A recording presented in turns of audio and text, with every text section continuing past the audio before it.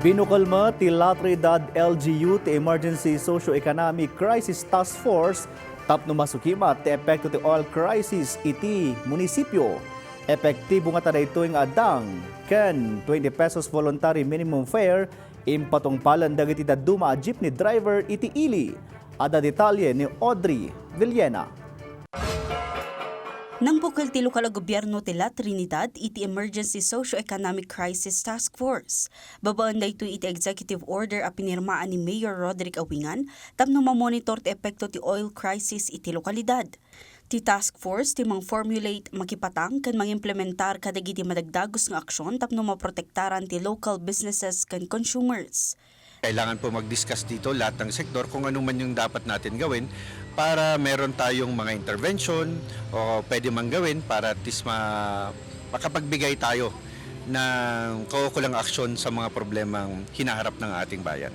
Naorganisa iti 5 akang runan a grupo ti task force, adat economic, social, environmental, infrastructure kan institutional development. Naibingay matlang iti subcommittee amang saklaw kadagiti critical a sektor kas iti agrikultura, transportasyon kan social welfare. Kabayatan na, iti baot nga awan pa aksyon ti LTFRB iti kiddaw ti transport sector a kanayunan a pasahe, impatong palan dagiti jeepney drivers ti voluntary fare at 20 pesos minimum fare, para kadagiti regular bayad as 16 pesos mat kadagiti estudyante, PWD, pregnant kan senior citizen. There was a voluntary increase sana.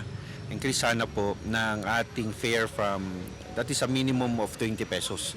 So yun nga, para po maisaayos yun, kailangan po ng suportahan natin bilang local government unit, including yung ating barangay sa paggagawa ng resolution para ibigay po sa DOTR, para po parang tulong na rin, para makapaglabas po sila ng special rate increase. Special lang naman po ito.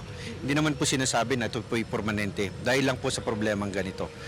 Babaan mo't iti public consultation na pagnunumuan dagiti transport sector kan sumagmamano a residente ti barangay Ambiong La Trinidad ti voluntary fare increase. During the deliberation matlaan kat na-emphasis nga the 20% discount for the senior citizens, the PWD, the students kat ma-implement lata o right up tanga summer. No bumabanto ti crudo or the diesel ag-stabilize voluntary ti transport group gamang ibabamot is the data share increase.